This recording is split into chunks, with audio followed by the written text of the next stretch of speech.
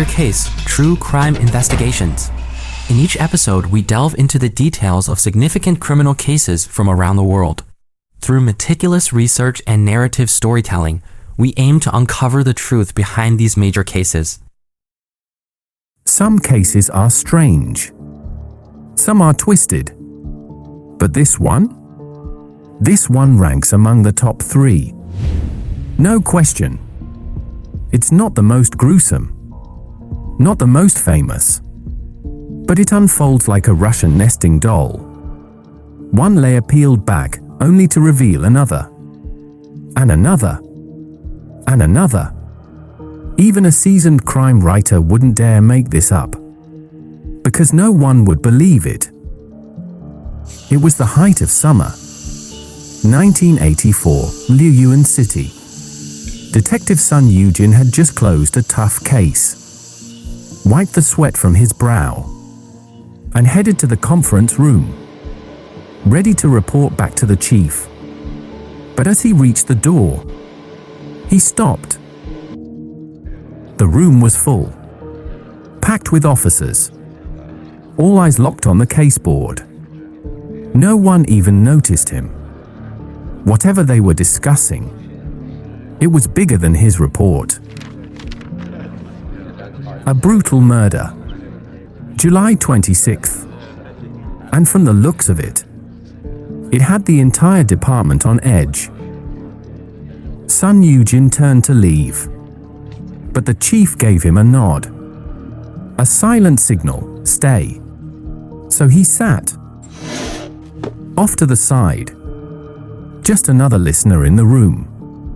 That's when he heard it.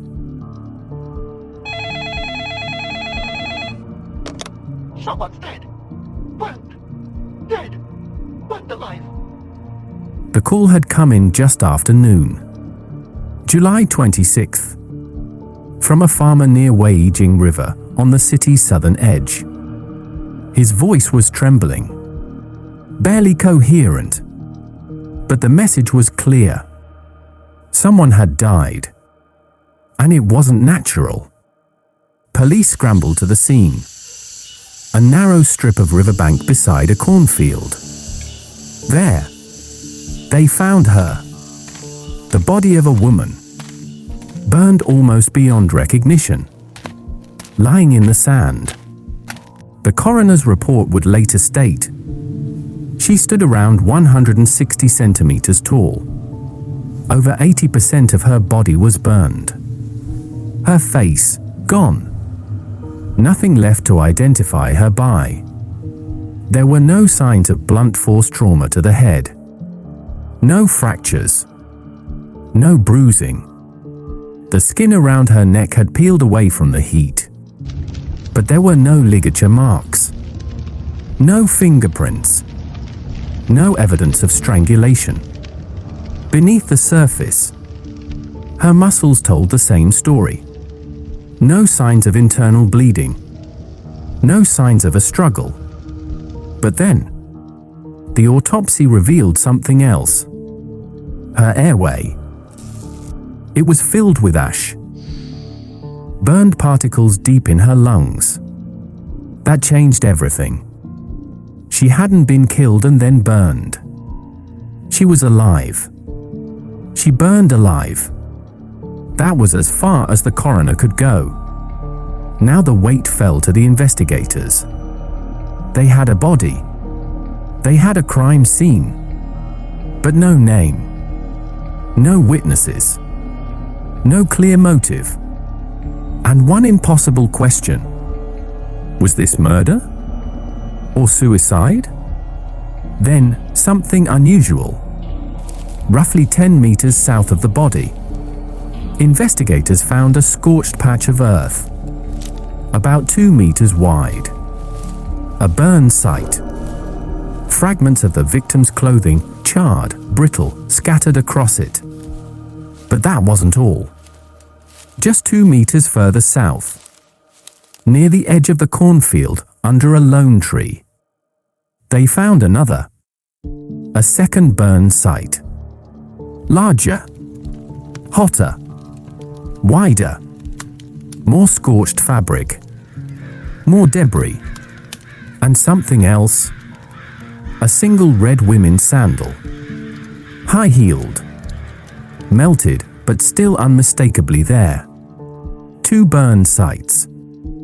Same victim. Same fire? Or was this something else entirely? The red sandal matched the victim's foot size. No doubt. It belonged to her. But nearby, in the wet soil, investigators found something else. Footprints. Faint. Scattered. Uneven. The same heel. The same size. Just one set. They led nowhere. Looped back. Hesitated. She had been pacing. Circling the area. Alone. Some officers believed they were seeing hesitation. That torturous moment before a final decision. No other prints. No signs of a struggle. No evidence of a second person. The conclusion came swiftly. She had taken her own life. By fire. It was painful. It was rare. But not impossible. One lead officer stated it plainly. Suicide. Case closed. The others nodded. Even the chief of police. He agreed. The case was all but closed. Suicide. No second party. Everyone in the room seemed to agree. And then, a voice. Quiet, but cutting through the room like glass. It wasn't suicide. Sun Yujin said. Heads turned. Eyebrows raised. The room froze. Sun was young. Barely past his probation period. He hadn't visited the scene. Hadn't touched the body. Every detail he knew. He just heard for the first time. From that very chair. And yet, he dared to challenge them all. Veteran detectives. Seasoned officers. Even the chief himself. Some smirked. Some stared. Who was this rookie to speak up? What did he think he saw that they didn't? But then, he started to explain. And as he spoke, the room began to shift. Because what he said next changed everything. Sun Yujin began with a question. Simple, but brutal. Why fire? Self-immolation. One of the most agonizing ways to die. Rare. Excruciating. Unforgiving. If this was suicide, why this method? No note. No witness. No history. No explanation. It didn't add up. Then came the second point. The burned sites. There were 2. One near the cornfield. Large. Chaotic. The other closer to the river. Smaller. More contained. But in cases of self-immolation, there's usually only one ignition point. One place where it all ends. Not here. Sun laid out a theory. She was set on fire near the field. The first site. That's where it started. But the pain, the sheer terror, forced her to run. She stumbled. Fell. Burned again. That second burned site. It wasn't where the fire started. It was where it spread. Then, somehow, she got back up. Still burning. Still fighting. Desperate to survive. She made it to the riverbank. But not the water. She collapsed just meters away. Alone. exhausted, burned beyond recognition. That was how the investigators found her. And that was why Sun Yujin believed this was no suicide. It was a hunt, a chase, and someone had lit the match. If she wanted to die, she wouldn't have run. She wouldn't have fought. She wouldn't have made it all the way to the river. There was still a will to live. Then came the next question, the one no one could answer. What started the fire? The investigators had smelled it. Faint, lingering, gasoline.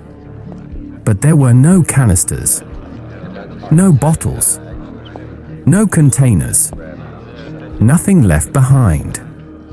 If she had set herself on fire, where was the fuel? There was only one explanation. Someone else had been there. They doused her, lit the match, watched her burn, and then they cleaned up. They took the container, erased their trace. This wasn't suicide. It was murder. Cruel, calculated, deliberate. No one spoke.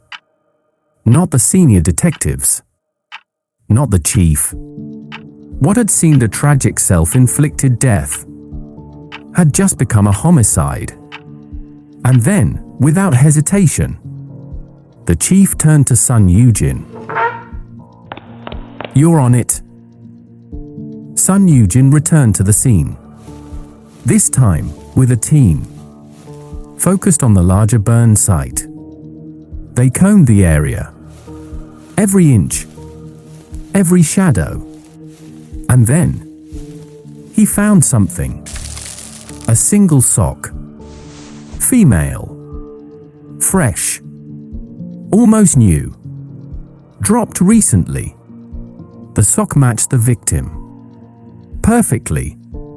It was out of place. At first, police thought all her clothes were burned.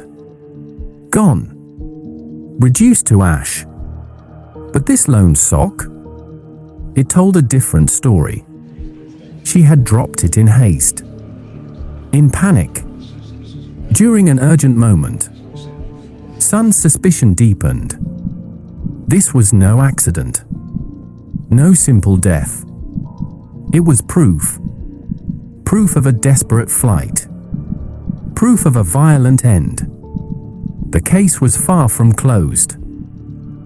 Knowing the death wasn't simple was one thing. Finding the killer? That was another story. Sun Yujin and his team were stuck.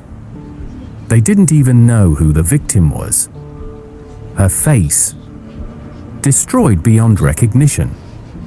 No ID. No clues. The weight of the case settled heavy on Sun's shoulders. He felt the chill of regret. If only he hadn't spoken up. If only someone else was chasing this burning trail. But fate had other plans. 5 days later, a young man hurried into the Laoyuan police station. And the officer who answered? Sun Yujin, called back from the verge of a field assignment by a vigilant security guard. The young man came with a story. His sister, Zhao Xielian, had been missing for days. Sun Yujin's ears perked up. Could the burned woman in the cornfield be Zhao Xielian? The description matched. Her build, her age. Sun pulled out a photo of a red high-heeled sandal, the same one found near the fire. The young man looked, and without hesitation, he said yes. That was his sister's favorite pair. With the victim's identity confirmed, Sun Yujin pressed on, digging into Zhao Xielian's life before her disappearance. Her brother told him. On July 25th, just one day before the fire. Zhao complained of stomach pain and said she was going to see a doctor. She left her 7-year-old daughter in his care and never came back. But here's the strange part. All nearby clinics and hospitals denied ever seeing her that day. Why lie to her own brother? What was she hiding? Accompanied by her brother, Sun visited Zhao's home. There, he found a peculiar diary. On the last page, dated July 25th, Zhao Xiaolian had written something chilling. Husband and wife, what matters more? Money or life? If you have life, you can hope for fortune. Without life, money is meaningless. This time, you left for Changchun. Why didn't you tell me? Zhao Xiaolian's diary revealed deep resentment. Anger toward her husband, Li Xiangdong. Why did he hide his trip to Changchun? Why keep secrets? The repeated words, monies and life, sent a chill down Sun Yujin's spine. He suspected one thing. Zhao's death was tied to her husband. Li Xiangdong quickly became the prime suspect. But the investigation hit a shocker. Li Xiangdong was nowhere to be found. He had mysteriously vanished. Before Zhao Xiaolian's death, colleagues at the Supply and Marketing Cooperative reported that on July 21st, the day Li Xiangdong vanished, he showed up to work as usual, with no signs of distress or unusual behavior. Zhao Xiaolian's sister recalled that same evening around 5 p.m., she saw Li Xiangdong riding a bicycle along a road in Liuyuan County. He stopped and chatted with her, mentioning he was on his way to visit a friend named Xiao Jiao to drink together. Did Li really go to Xiao Gao's place? With help from other friends, Sun Yujin tracked down Xiao Jiao. Xiao Jiao confirmed Li came by that evening to drink with him and some others. But by 6 or 7 p.m., Li said he had to leave, and no one saw him after that. So where did Li Xiangdong really go? And how did Zhao Xiaolian come to believe he was on a business trip to Changchun? Something he never told her? It was Zhao Xiaolian's brother who broke the silence. He recalled something his sister had said on July 25th, just before she vanished. She mentioned a message. Someone had delivered it in person. A simple line. Li Xiangdong had been sent on urgent business, an overnight trip to Changchun. But Sun Yujin checked the records. There were no night buses, no trains. Not in that era. Not on that route. There was no way Li could have made that trip. Which raised the real question. Who sent that message? And why lie? As for Li Xiangdong, he was still gone. Vanished into thin air. Sun Yujin was already drowning in dead ends. The Zhao Xiaolian case. The disappearance of her husband, Li Xiangdong. So many questions. No answers. And then, another blow. New orders from above. A second case. A construction company had just been robbed. Sun barely had time to breathe. 2 cases. No suspects. No rest. And the clock was still ticking. The new case. On paper, just another robbery. Not too big. Not too small. But it was wrong. From the start. A construction company.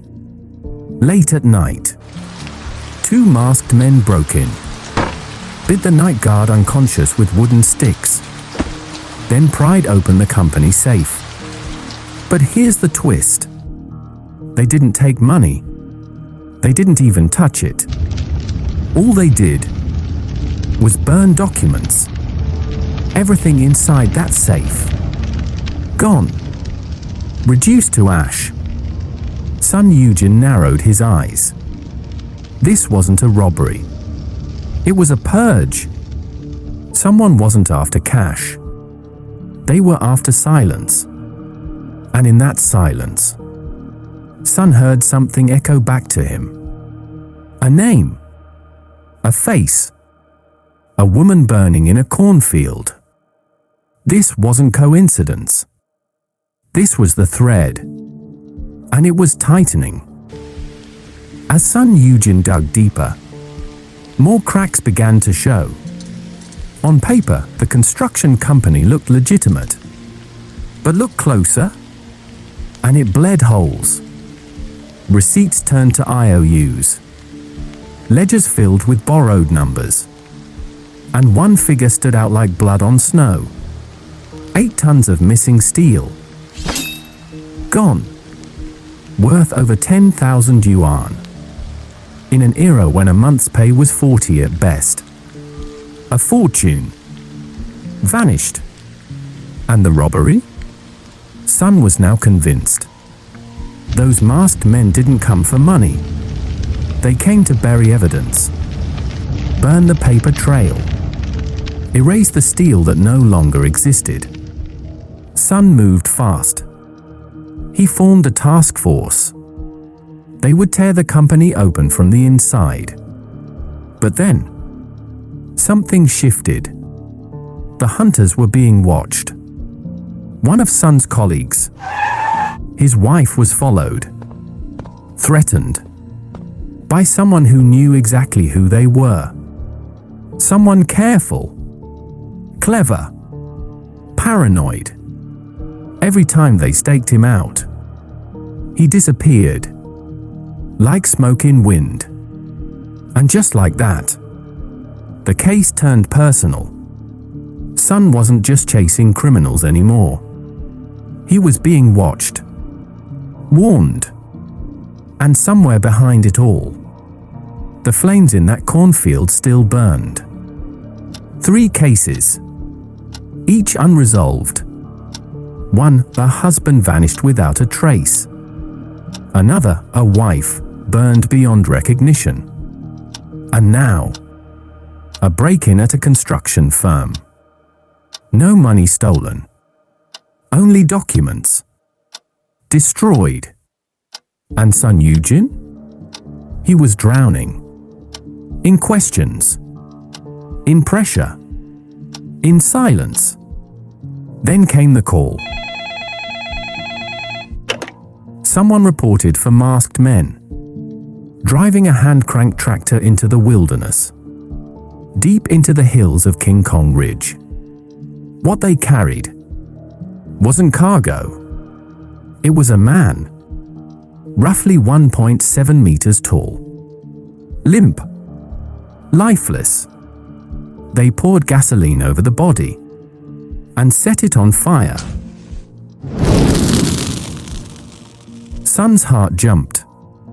The height, the circumstances, the timing. Could it be Xiangdong? He rushed to the site, chasing shadows, chasing closure. But when he got there, the truth was simpler and colder. A construction worker had died. An accident. Sudden. Brutal. And by local custom, those who met violent ends weren't buried. They were burned. Atop the hills. Ash returned to wind. A misunderstanding. A dead end. But in its ashes, a quiet truth. Sometimes death didn't whisper. It screamed. And sometimes it misled. It was meant to be routine. Just another fire. Just another corpse no one wanted to claim. But as son Eugene stood there, watching the last curls of smoke rise from the burned earth on King Kong Ridge, something clicked. Something quiet. Something cold. The body, charred beyond recognition, was little more than bone. No skin. No hair. No face. Just ash and the shape of what used to be a man. But that wasn't what made Son's stomach turn. It was the method. The gasoline. The burn pattern. The erasure. He'd seen this before. Not in reality, but in theory. Back when Zhao Xiaolian's remains were found, it didn't add up. Why had the fire been so localized? Why hadn't it done what it was supposed to? Now, staring at the blackened pit before him, he realized something chilling. The killer likely never expected a body to be found. They had planned for complete destruction. Had Zhao Xiaolian remained unconscious? Had she not clawed her way out of the first blaze? There would have been nothing left. Just scorched soil and bone fragments. Nothing a 1980s crime lab could ever piece together. No DNA. No fingerprints. Not even a face to bury. In the killer's mind, she was gone. Lost to fire. Nameless. Untraceable. That's why they never ran. Why they never looked back. Because as far as they knew, the plan had worked. But they didn't count on Zhao Xiaolian waking up. They didn't count on her final act. Dragging herself away from the flames. Buying just enough time to leave a body that could still speak. And they didn't know the police had already identified her. Son had made sure of that. He'd told her family to stay silent. No leaks. No press. No hint to the outside world that the burned woman had a name. So now, the killer was living in a world of false confidence. They believed the evidence was gone. But son Eugene knew. It had only just begun to surface.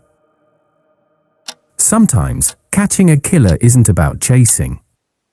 It's about waiting. Letting them come to you. Son Eugene had a theory. One born not from evidence, but from psychology. The killer believed Zhao Xiaolian had been burned beyond recognition. They thought her identity was lost in smoke and bone. And the police? Still in the dark. But Son knew the truth. And he was ready to use it. He told Zhao Xiaolian's brother to spread a rumor. A quiet one. That the police had found a charred body by the river. And they needed the family to come identify it. The trap was simple. If the killer thought Zhao's identity might be revealed, they'd act. They'd panic. They'd make a move to stop it. And that's exactly what happened. A day later, a note appeared on the windowsill of Zhao Xiaolian's sister's home. Scrawled in shaky handwriting, it read like a message from the dead. Mom. Dear sister and brother. Don't look for us. We've met misfortune in Guangzhou. It was the construction company. They brought this on us. When the storm passes, we'll come home together. Until then, if anyone asks, say you know nothing. Please take care of the child. Burn this letter as soon as you've read it. It was signed in the name of Li Xiangdong. But Son wasn't fooled. This wasn't a farewell. It was a warning. A plea? To keep the past buried. And proof the killer was still out there. Still watching. Still afraid. The note had more to tell than met the eye. For crucial clues hidden in plain sight. First, the word suggested Zhao Xiaolian was still alive. Which meant the note was likely written by someone involved in the case. Second, The letter found its way to Zhao's sister's home. Even though the rumor was spread by Zhao's brother, the sender knew the family well, knew exactly who lived where. Third, though the note was signed as Li Xiangdong, the handwriting didn't match. The police deduced that Li Xiangdong was probably dead too. And fourth, the letter mentioned the construction company. Following that lead, the investigation uncovered the missing 8 tons of steel. The man who took it? Li Xiangdong. Suddenly, 2 cases that seemed miles apart. A missing husband, a burned wife, and a robbery were linked by an invisible thread. Fate had drawn the lines, and Sun Yujin was holding the map. After uncovering Li Xiangdong's link to the construction company, Sun Yujin dug deeper. From the person in charge of shipping, he learned that after Li Xiangdong mysteriously took the 8 tons of steel, they had gone to his home looking for Zhao Shilian. But Zhao explained. The steel was actually picked up under orders from Section Chief Zhong at the Supply and Marketing Cooperative. Li Xiangdong was just the messenger, the runner. If they wanted answers, they'd be better off asking Zhong, not Li. At the same time, the supply cooperative's gatekeeper brought a vital clue. The buyer of the 8 tons of steel was a company in Changchun. They had sent Li Xiangdong a letter, but with his disappearance, the letter had been left forgotten in the security booth. In that letter, Sun Yujin learned, though Li had sold the steel to the company, he only issued a beer invoice. The buyer's finance team couldn't reimburse the purchase. Sun reached out to that Changchun company. Their manager confirmed Li had mentioned Section Chief Zhong, called him a man with great influence, the go-to for future steel purchases. There it was again. Zhong. The big question. Had Zhong conspired with Li to sell off the steel? And then silence Li and his wife to cover it up? The police immediately summoned Zhong for questioning. But faced with accusations of embezzlement and murder, Zhong denied everything. Firmly. Without hesitation. Frustration simmered among the officers. They had no solid evidence linking Zhong to the crimes. Not even the handwriting on the note sent to Zhao's sister matched his. Just as the case seemed to be gaining ground, it slipped back into deadlock once again. The toughest question haunted the police: how to pin the crime on Section Chief Zhong. Sun Yujin's mind went back to the mysterious messenger who had given Zhao Shilian that secret message. If that person was Zhong, then finally they could build a case. But Zhao Shilian was dead. And who had actually seen the messenger deliver the note? Surprisingly, there was one witness. Zhao Shilian and Li Xiangdong's 7-year-old daughter. On the night of July 21st, the little girl was home with her mother.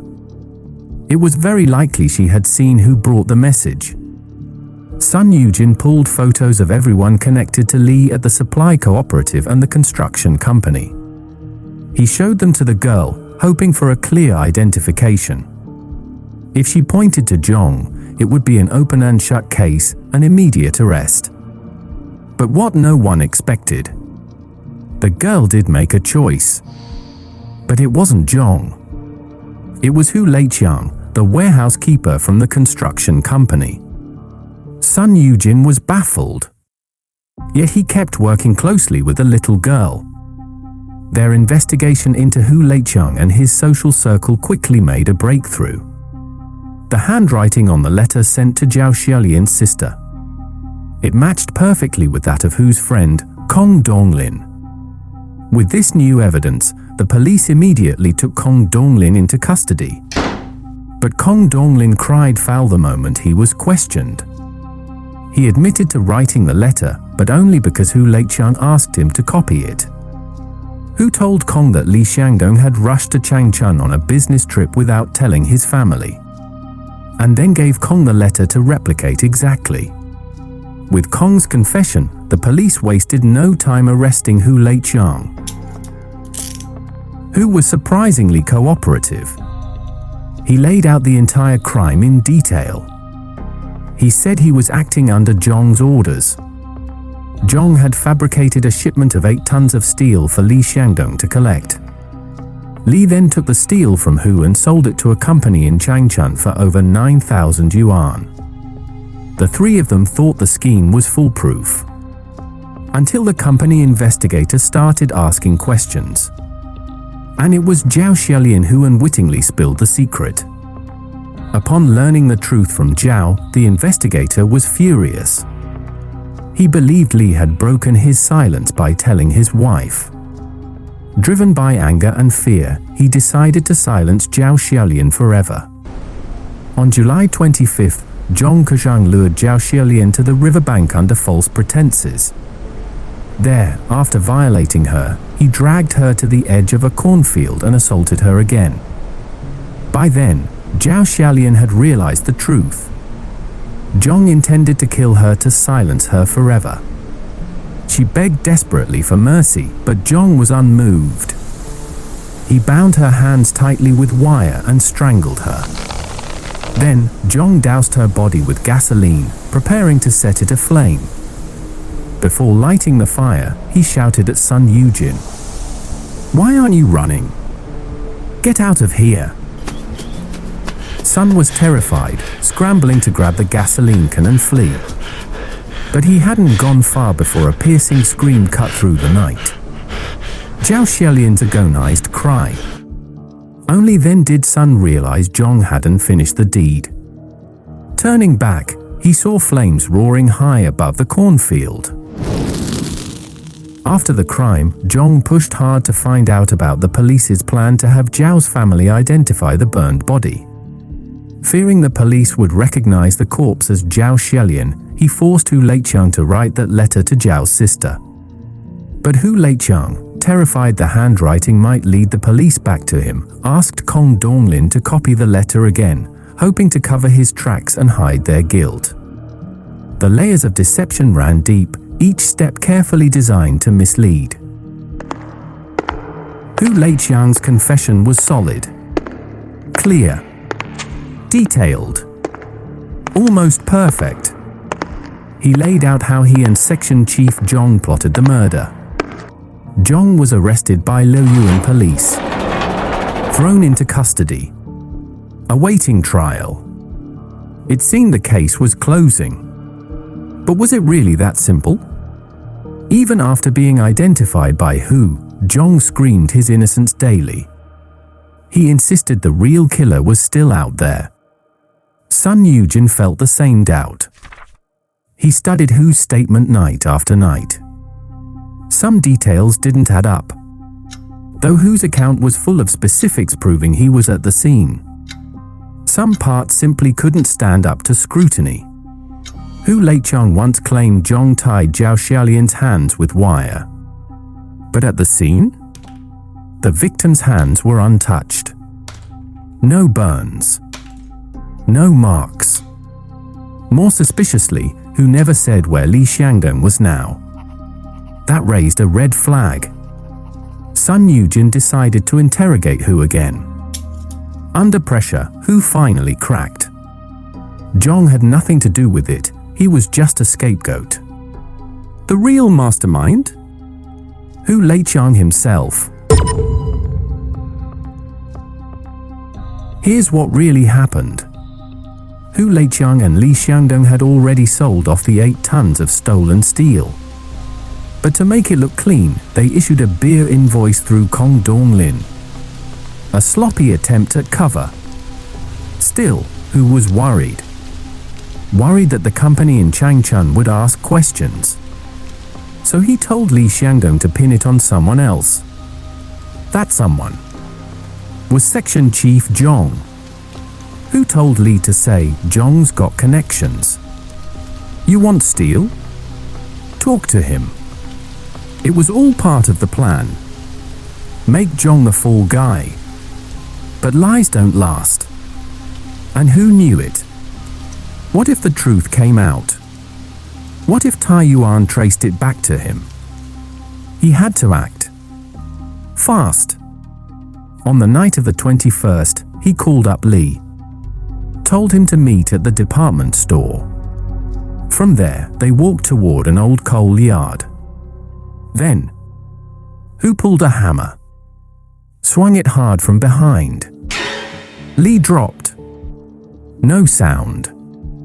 No breath. Who panicked? Dragged the body to a nearby well. Dumped him in. He turned to leave. But then, a sound. A moan. Li was still alive. Who didn't hesitate? He grabbed a few heavy stones. Dropped them in one by one. This time, Li was gone for good. After killing Li Xiangdong, Hu Leicheng didn't stop. He went straight to Li's home. There, he told Zhao Xiaolian that her husband had panicked, that he'd fled to Changchun in the middle of the night. And if anyone came asking, just say Li was running errands for Section Chief Zhong. And Zhao did exactly that. She misled investigators from the construction company, just like Hu told her to. But back at home, Hu had second thoughts. Now she knew too much. He couldn't take the risk. On the 25th, he picked her up. Told her Li had come back in secret.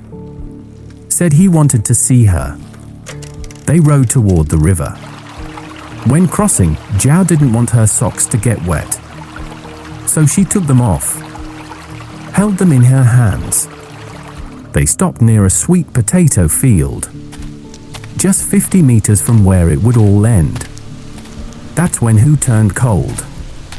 He looked at her and said, Li Xiangdong is dead. And today, you die too. Zhao tried to run, but he caught her. In the struggle, one of her socks fell to the ground. She begged him to let her go.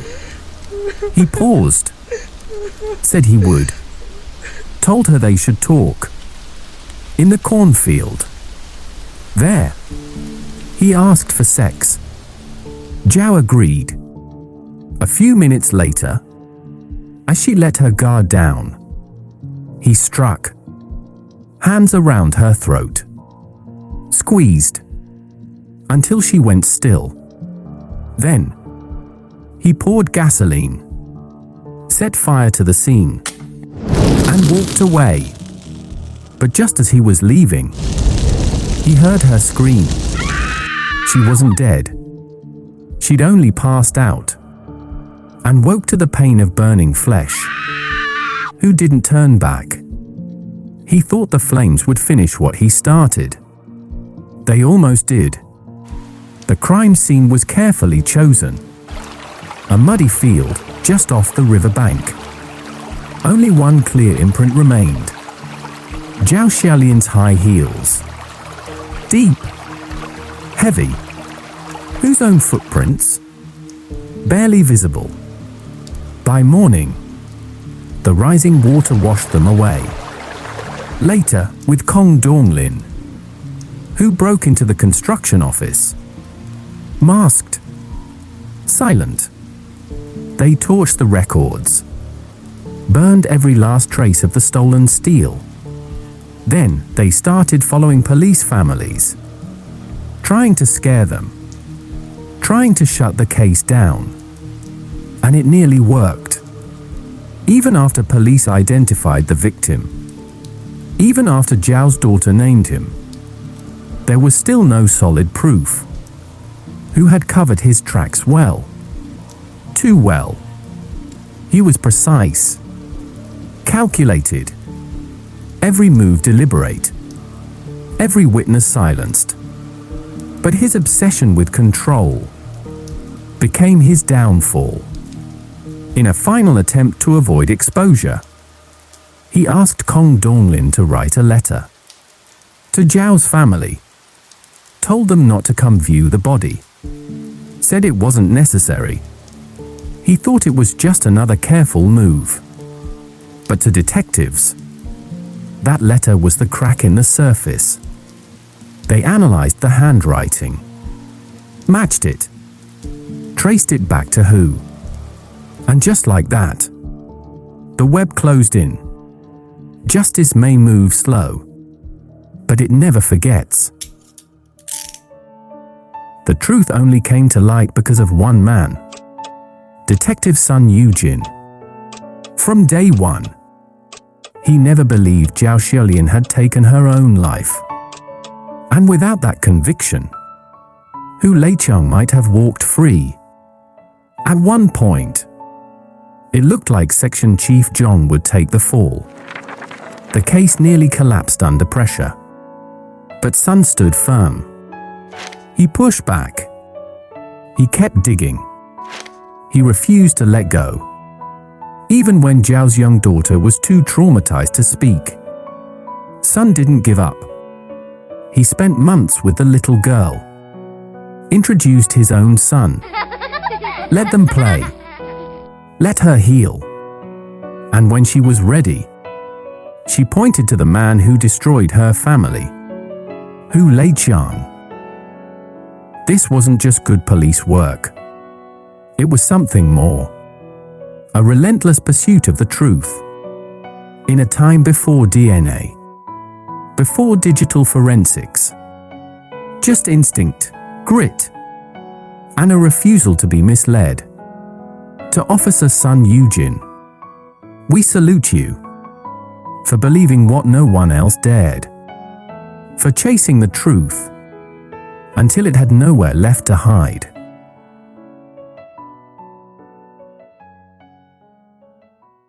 Thank you for listening to Major Case, True Crime Investigations. If you found this episode compelling, please subscribe and leave a review on your preferred podcast platform. Stay tuned for our next episode where we will explore another intriguing case.